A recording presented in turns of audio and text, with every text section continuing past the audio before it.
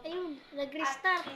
At si Matsing ang kumain ng itinanim ni Pagong. Okay, mga bata, ano ang unang pangyayari? Ito, ma'am. Anong sunod? Nakita sila na puno ng saging. Pinunan nila. O yeah, pinaghatian nila. Ano ang Tapos sunod? itinanim po nila. Ninanim ni Matsin. Namatay ang kay Matsin. Ano ang sunod? Nakita niya bumunga yung kanya. Ihinagis niya sa ilog si Pagong. Yan, tama. O ngayon mga bata, paano natin na pagkakasunod-sunod ang mga pangyayari ayon sa larawan? Paano? Paano? Paano natin dito na pagsusunod-sunod ang mga pangyayari ayon sa larawan? Pagsusunod ang mga pangyayari ayon sa pagtatala ng sunod-sunod na pangyayari at ayon sa maaari rin ito tumitin sa Speaking.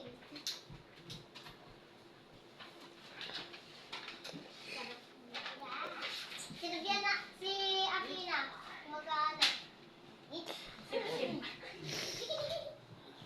Tama. Na pagsusunod-sunod, huwag malikot, maaari ka magsiupo. Na pagsusunod-sunod ang mga pangyayari ayon sa pagtatala ng sunod-sunod na pangyayari ayon sa larawan. Maaari rin ito ang gamitan ng bilang ayon sa pagkakasunod-sunod. So ngayon mga bata, meron akong sasabihin sa inyong kwento. Yung sasagutan nyo, paunahan sa pagsagot ha. Hindi na tayo makakaikot sa bangko kasi maliit ang ating pwesto. O ngayon mga bata, si Ben ay inutusan ng kanyang ina na bumili ng lapis sa tindahan. Habang naglalakad si Ben papuntang tindahan, sa tindahan, nagkita siya ng gunting. Binili niya ang gunting, tapos sunod, nagtingin-tingin pa siya sa tindahan. May nabili siyang, naisipan niyang bumili ng papel. Dahil nakita niya ang papel, binili niya na rin ito.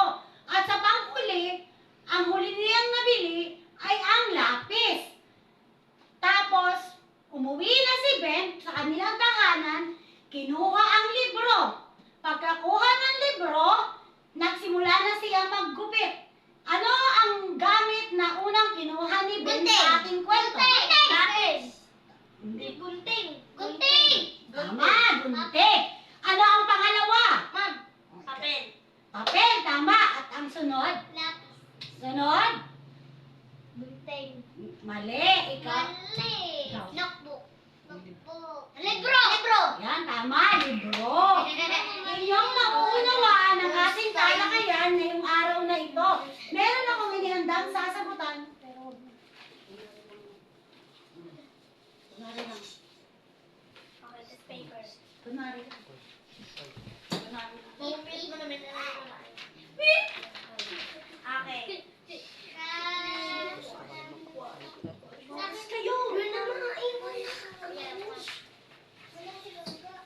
Tapos,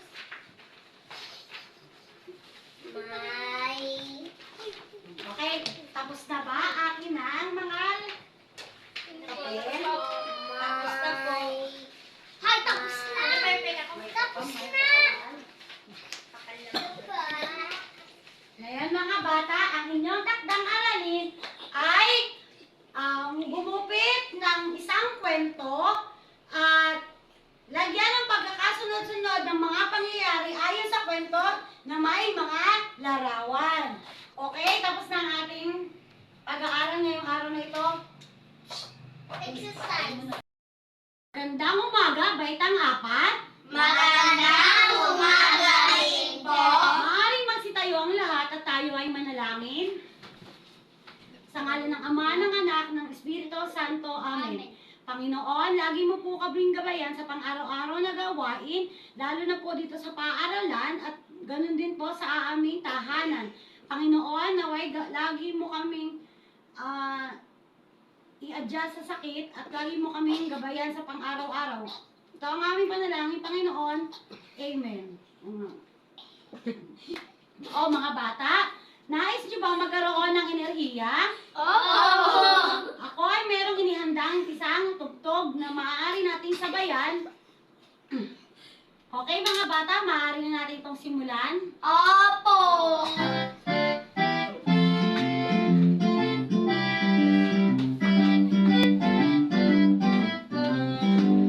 Mag-exercise tayo tuwing umaga, tuwing umaga, tuwing umaga.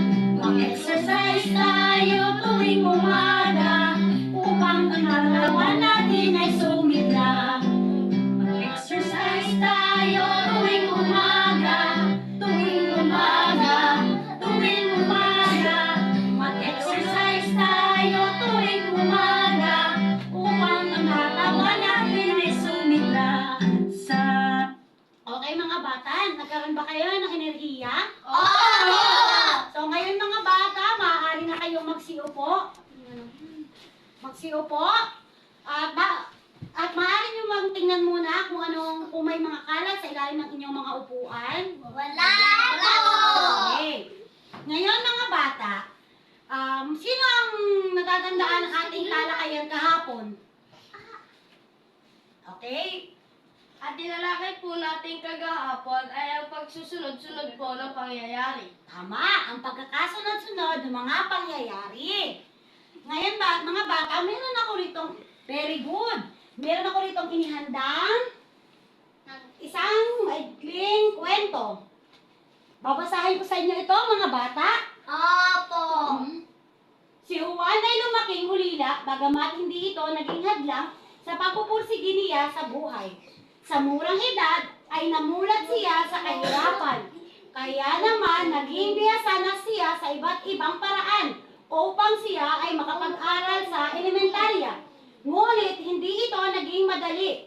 Nagtitinda siya ng mga basahan sa kalye at saka sa paaralan para sa pang-araw-araw na gastusin. Pagtuloy-tuloy iyon ay sa wakas ay nakuha na niya ang kanyang inaasam-asam at iyon ay ang kanyang diploma. At nagkaroon siya ng maayos na trabaho at maayos na sweldo. So ngayon mga bata, maaari ba bang pagsunod-sunurin ninyo ang mga pangyayari? Opo. Yan. Pasahin. Okay. Unang katanungan. Nagkaroon siya ng maayos na trabaho at maayos na sweldo. Ano ang kasagutan dito? Maaaring pumunta sa unahan?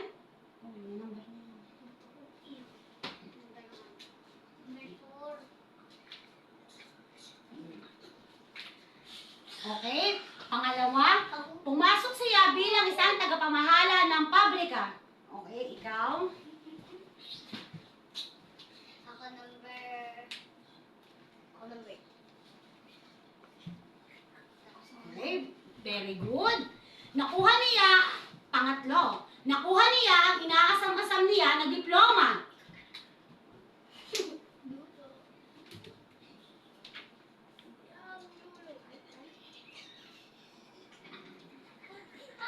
Okay, sa pang-apat, magsitahimik.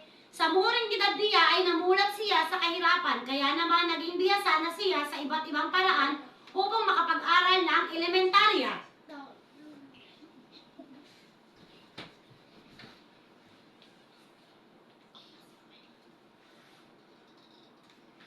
Very good. At ang panghuli, ngunit hindi ito naging madali, nagtitinda siya ng basahan sa kalye. Sheila.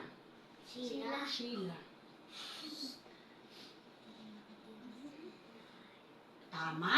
Lahat ng inyong kasagutan ay tama. Ngayon mga bata, maaari bang tingnan nyo ang nasa larawan? Ano ang nakikita ninyo sa larawan? Paglilinis. Nagtatanim. Tama. Nagdidilig. Naglilinis, nagtatanim, nagdidilig, At nag-harvest. at Harvest. nag-harvest. Okay mga bata, kayo ba, naranasan nyo na ba ang magtanim? Oo. Ano ang unang ginagawa ninyo kapag kayo'y nagtatanim? Mag-uukay po.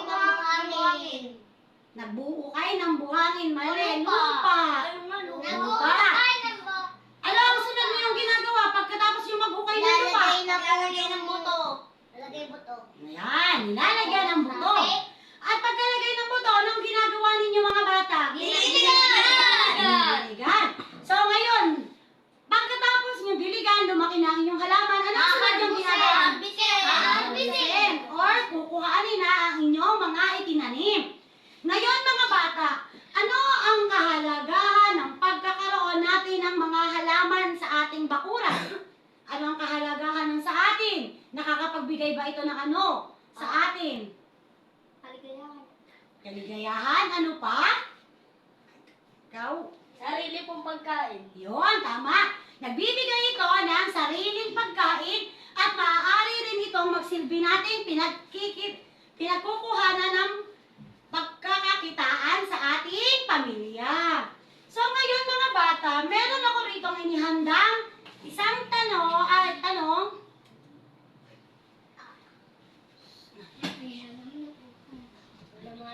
Sheena, ang kulit mo ng tip. Sheena.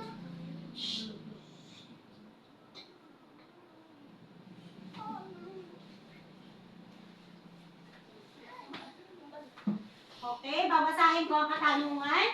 Hindi pinayagan ng isang negosyante na mamili ng produktong maaaring ilabas sa merkado dahil siya ang nagsimula ng negosyo. Ano ang ibig sabihin na may salungguit na salita?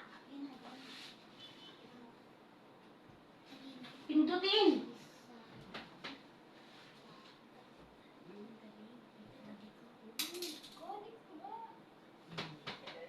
Yan, tama.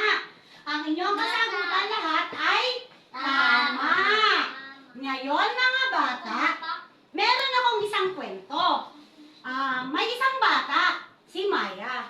Si Maya ay isang masipag na bata. Ngunit siya ay makakalimutin. Ano ang nais niyong itanong sa kwento? Wala. Anong nakalimutan ni Maya? Yan, tama. Ano ang nakalimutan ni Maya?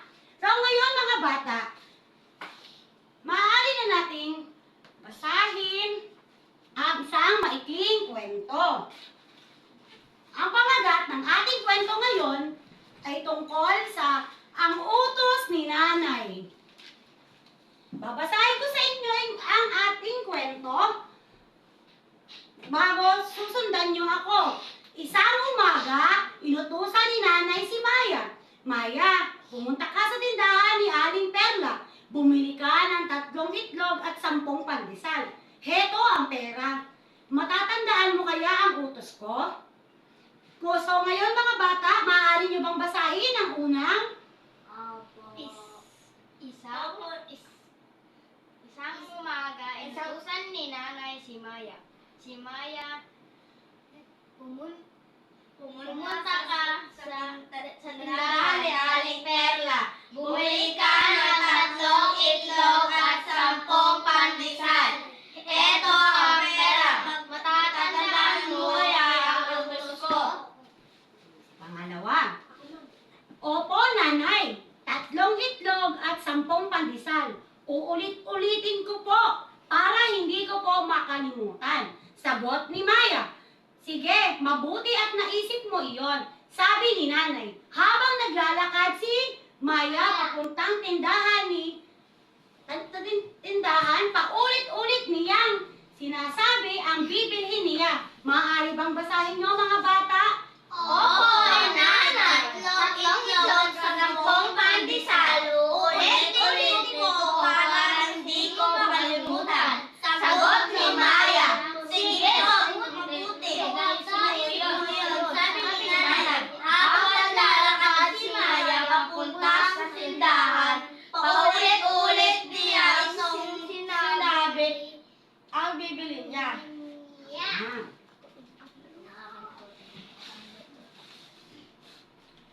Magandang umaga, Maya. May bibilhin ka ba? Tanong ni Aling Perla. Opo, Aling Perla. 3 itlog at 10 pandesal po. Utos po sa akin ni nanay. Salamat po, Aling Perla. Sabi ni Maya. Tumalikod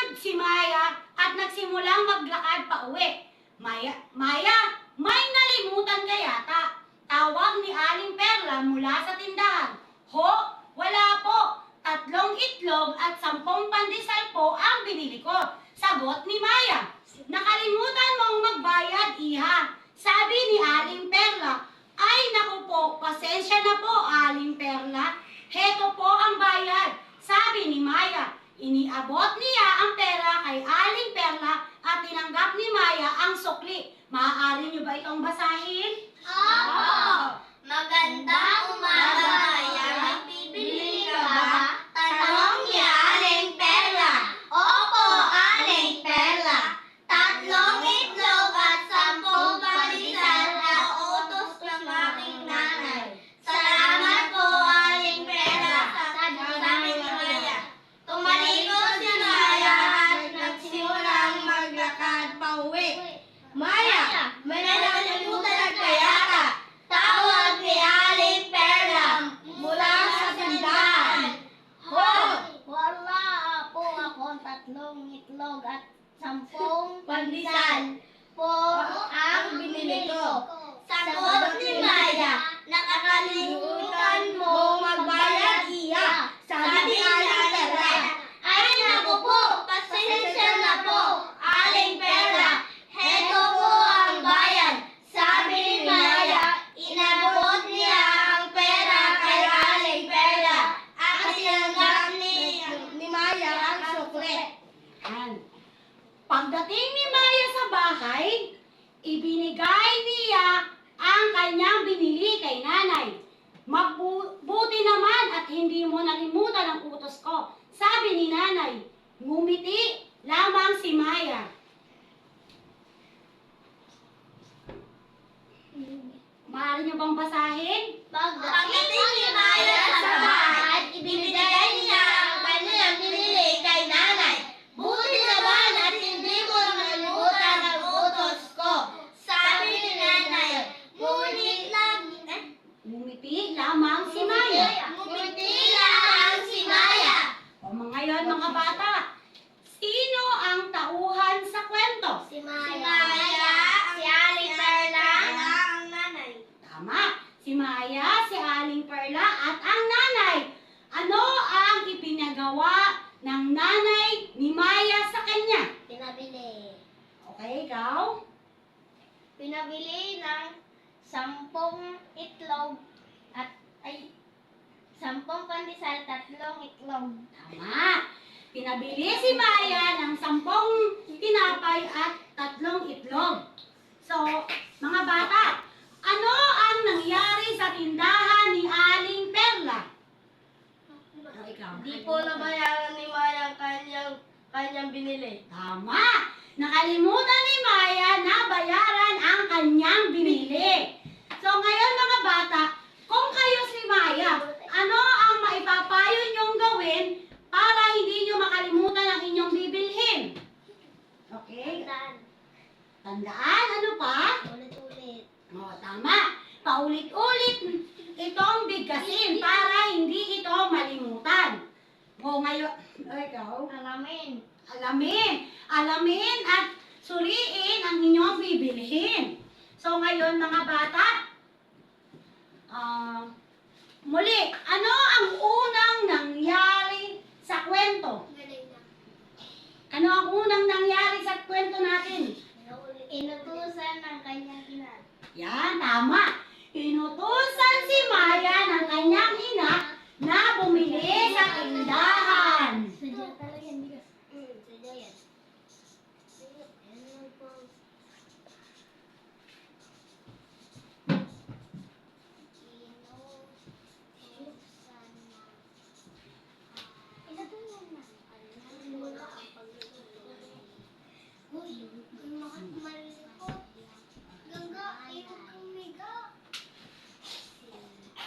Huwag kayong maingay. Ang inipungan. Huwag ka man din umano dyan. Doon na mais sila natawa. Saka din yung iskambol. Ikaw ata eh.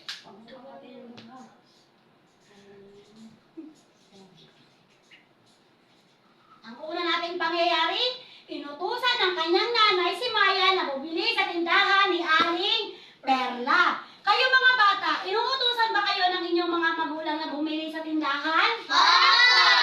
Ano ang kalimitang pinabibili sa inyo ng inyong mga magulang? Sigarilyo. Ako, Sibuyas. sibuyas, kape, Itlog. itlog, ano pa? Pandesal. Uling. Tama. Anong nararamdaman ninyo kapag inuutusan kayo ng inyong nanay na bumili sa tindahan? Nababagot. Mabagot, masaya. Tama, lahat ng inyong kasagutan ay tama.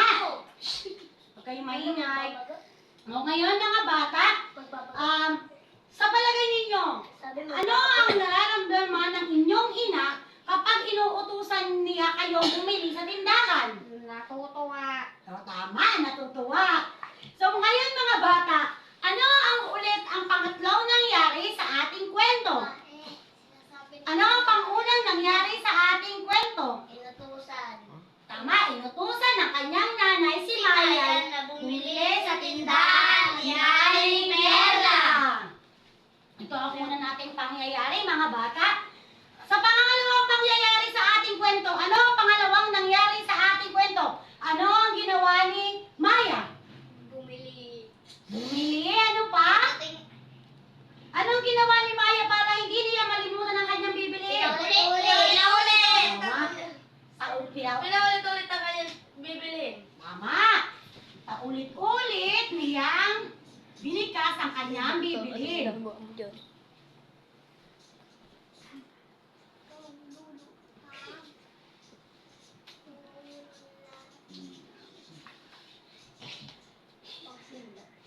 Binibigas ang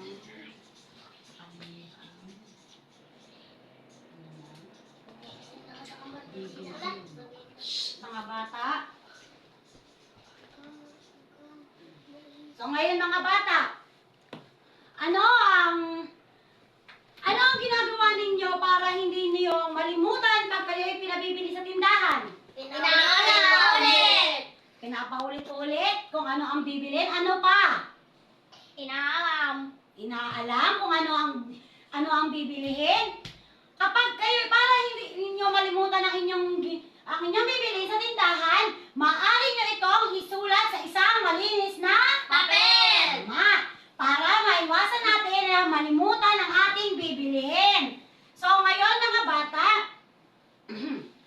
ano ba ang ibang paraan na alam nyo na para hindi nyo malimutan ang inyong bibilihin? Tandaan. Tandaan, tama. Huwag kakalimutan na nakuhanin ang inyong bibilhin at Pambabayan. tama, dapat lagi tayong may pangbayad kapag tayo ay may bibilhin. Sa pangatlong pangyayari mga bata, ano ang pangatlong nangyari sa ating kwento? Ano ang pangatlong nangyari sa ating kwento? Pagdating ni Maya sa bahay, ibinigay niya. Nakalimutan ni Maya na magbayad. Tama!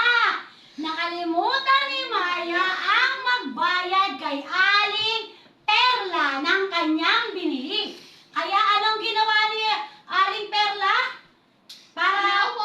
Tinawag. Yan, tama. Tinawag ni Aling Perla si Maya para pabalikin at para sabihin na nakalimutan niyang magbayad sa kanyang binili. O ngayon mga bata, kayo mga bata, minsan nalilimutan nyo rin bang magbayad? Opo. Pag kayo'y nakalimutan yung magbayad sa tindahan, anong ginagawa ninyo? Binabalik po. Bumabalik, tama. Binabalikan at ibinibigay ang bayad sa tindera para hindi tayo mapagalitan. Kasi ang paggawa ng tama at pagbabalik ng bayad ay nagpapakita na tayo ay isang matapat na mga bata. So ngayon mga bata, ano ang huling pangyayari sa ating kwento? Ano ang huling pangyayari? Pagdating ni Maya sa bahay, binigay niya ang kanyang binili kay nanay. Buti naman na hindi mo nalimutan ang utos ko, sabi ni nanay. Ngunit, ngumiti na lamang siya.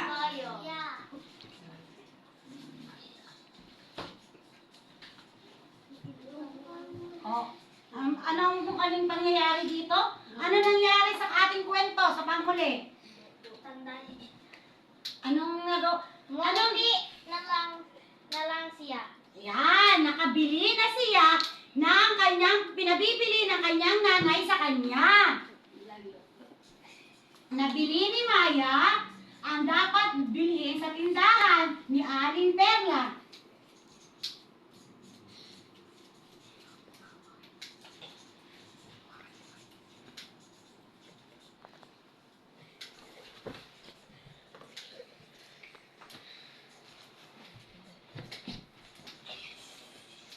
Kaya mga bata, ano ang nararamdaman ng inyong ina kapag naibabalik na nabili nyo ang pinabibili ng inyong nanay sa inyo? Masaya.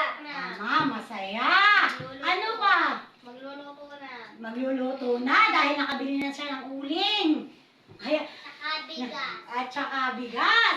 Lagi yung tatandaan mga bata na ang pagsunod sa utos ng mga magulang ay napakahalaga. So ngayon mga bata, ito ang pangmang pagkakasunod-sunod ng mga pangyayari sa ating kwento. Inutusan ng kanyang nanay si Maya na bumili sa tindahan ni Aling Perla. Ang pangalawang pangyayari ay paulit-ulit niyang binibigas ang kanyang bibilihin. At ang pangatlo, nakalimutan ni Maya na magbayad kay Aling Perla. At ang pang-apat, nabili ni Maya ang dapat niyang bilhin at naibigay niya ito sa kanyang nanay. So ngayon mga bata, meron akong isang kwento. Merong magkaibigan. Sumali sila sa paligsahan. Si John at si Brian. Si John ay mabilis tumakbo. So, sa paligsahan, naiwan ngayon si Brian at nauna si John. Sa ating kwento, ano ang Nabidyo po. inyong tingnan, obserbahan ang ating mga nasa larawan. Mga bata, ang nais ko ay lagyan nyo ng bilang na 1, 2, 3, 4 kung ano ang tamang pangyayari sa kwento na aking inilahad sa inyo.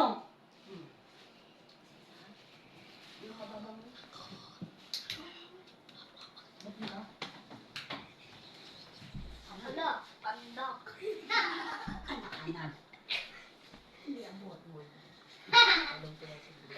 Ay, sunod.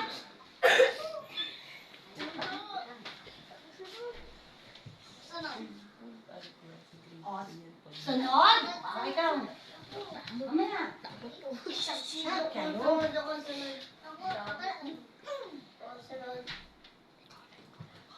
Lagun, sunod. Uy, magmuna kayong tamaas.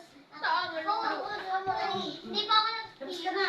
Hindi pa ako nakatira. Nakatira ka na, uy. Nakatira ng tilim. Si China, oh, excited. Si China, excited. Wow, talagang naunawaan ninyo ang ating talakayan ngayong araw. Ngayon mga bata, meron ako rito, ibabangkat ko kayo sa tatlo. Sa bawat pangkat ay merong kwento. Sa kwento ay merong mga tanong na larawan. Ang mga larawan, babasahin nyo ang kwento. Pagkabasa nyo sa kwento ay inyong ilagay kung ano ang pagkakasunod-sunod na pangyayari ayon sa larawan. Maaari nyo na itong simulan. Uy, ako tutuloy akin mo. Saan na? Saan to? Ibilang. Basahin nyo na. Taro. Tara, tingnan tayo. Wala yun. Okay lang yan.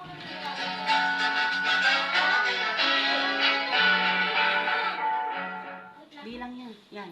Start mo. Ayan. Hey, bitaw. Ikaw, tayo mo.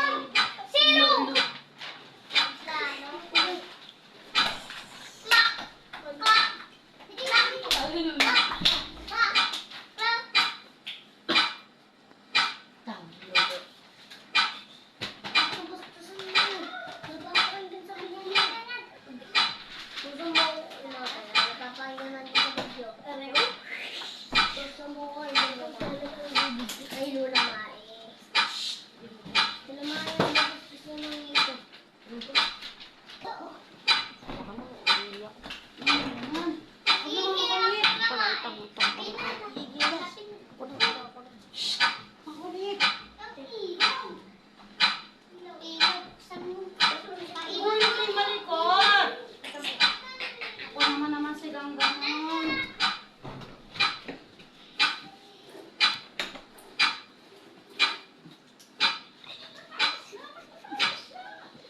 O, ilagay nyo na to sa...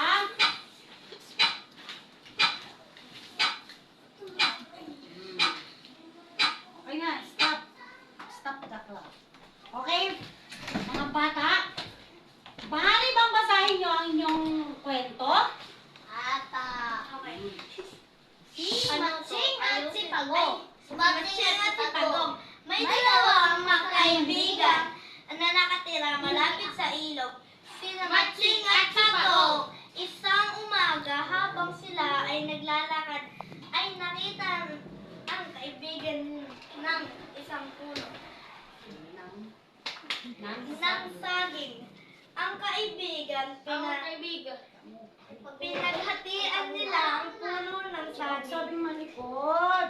Kay Matsing at ang kalahati ng puno na may bunga. Lumipas ang mga araw, lumaki ang maraming bunga kay Pagong. Samantalang, namatay naman ang kay Matsing. Sa galit ni Matsing,